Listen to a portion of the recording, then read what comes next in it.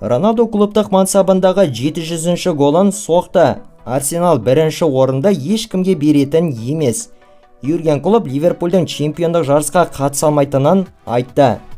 Осы және өзге де қызыққа толы жаңалықтар біздің бүгінгі видеода. Видеоны бастамастан бұрын қазақ тіліндегі футбол туралы қызықты видеолар шығаратын YouTube арнаны қолдау мақсатында біздің арнамызға жазылып және видеоға лайк басуларыңызды сұраймыз. Су жаңа видеоларды өткізіп алмас үшін қоңырау түймешесін басуды ұмытпаңыздар. Ал олай болса, біз бастаймыз.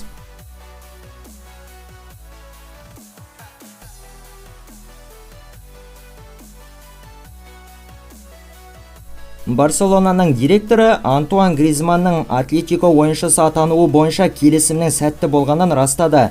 Осының алдында мәлімденгендей, Атлетико Барсаға 20 миллионнан артық соманы төлегеннен кейін Гризман Мадридтік командаға тиесілі болады. Осы аптада біз ортақ келісімге келдік. Маңызды нәрсеге қол жеткізе алдық деген ойдамын, деген екен Матео Алемани. Айтып өтсек, Антуан Гризманның Атлетикода жалда ойнау мерзімі 2023 жылдың жазына дейін жарамды.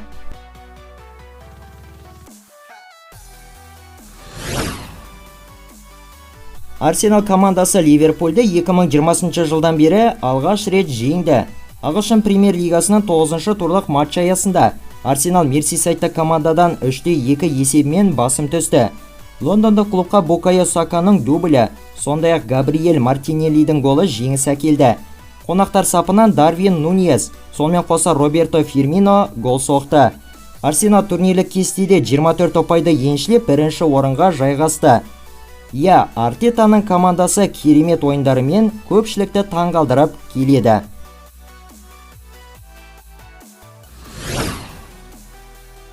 Ливерпульдің бас жаттықтырушысы Юрген Клоп өз командасының чемпиондық жарыстан шығып қалғандығын мәлімдеді. Біз чемпиондық жарыстың қатысушысы емеспіз. Қазір біз қиындықтарды бастан өткізудеміз.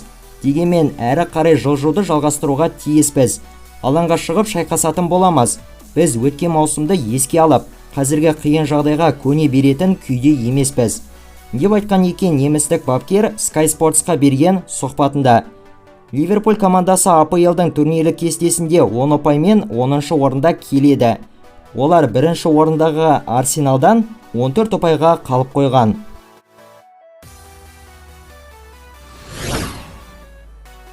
Испания чемпионатының 8-ші турлық ойыны қарсаңында Барселона өз алаңында Сельтаны 1-0 есебімен жеңді. Осымен каталондықтар Испания Ла Лигасында 7 ойын қатарынан жеңіске жетіп келеді. Педридің 17-ші минуттағы соққан жалғыз голы Барсаға жеңіс әкелді. Енді келесіде Барселона 16-шы қазан күні Реалға қарсы Эль Классиколық ойынды өткізетін болады. Турнирлік кестеде екі команда 22 ұпайлармен бірдей келеді. Тек доп айырмашылығының көрсеткіші бойынша каталондықтар алда тұр.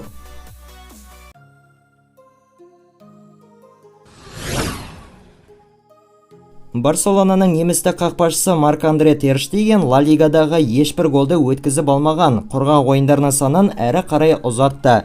Голкипер кешегі Сельтамен болған кездесуде ешбір голды өткізбеді. Осымен Тер Штеген 6 матч қатарынан жалпы 624 минут бойы өз қақпасын құрғақ сақтап келеді.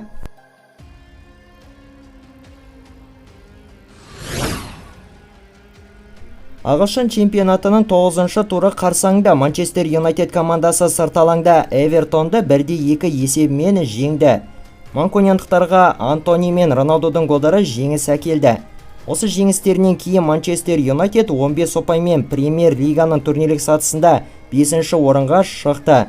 Португалдық шабуылшы Криштиану Роналду осымен клубтық мансабындағы өзінің 700-ші голын соғып отыр. Және де айта кетерлігі ол Еуропа чемпионаттары аясында 20 жыл қатарынан гол соғып келеді.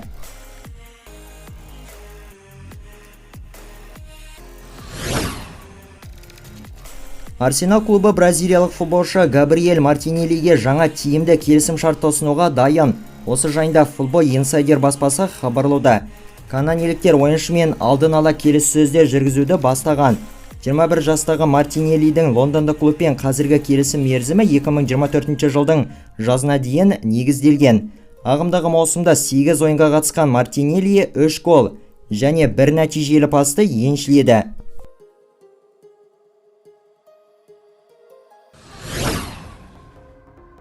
Челсидің шабуылшысы Пьер-Эмерик Обамеянгқа ПСЖ клубы қызығушылық білдіруде. Париждегі ұжым габондық шабуылшыны келесі жазда өз қатарларына қосып алғылары келеді. Осы жайында Foot Mercato баспасы хабарлауда. Айта кетсек, 33 жастағы ойыншы өткен жазда ғана Челси клубына Барселонадан ауысқан болатын. Лондондық команда сапында 4 ойынға қатысып үлгерген Обамеянг 2 голды еншіледі. Трансфермаркт порталы бұл ойыншының құнын 15 миллион еуроға бағалайды.